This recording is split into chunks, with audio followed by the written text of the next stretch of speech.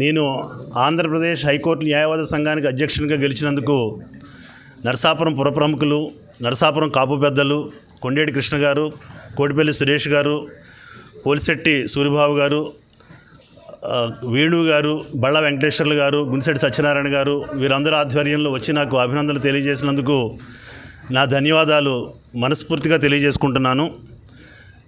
ఆంధ్రప్రదేశ్ హైకోర్టుకి జరిగిన ఎన్నికల్లో చాలా ప్రతిష్టాత్మకంగా జరిగినాయి. ఈ ఎన్నికల్లో నన్ను మంచి మెజారిటీతో గెలిపించిన న్యాయవాదులందరికీ కూడా నా శుభాభివందనాలు తెలియజేసుకుంటున్నాను. వారందరూ నా మీద నమ్మకంతో నేను వారందరికీ సేవ చేస్తాను, ఉపయోగపడతానని ఒక తలంపుతో నన్ను అత్యధిక మెజారిటీతో గెలిపించడం జరిగింది.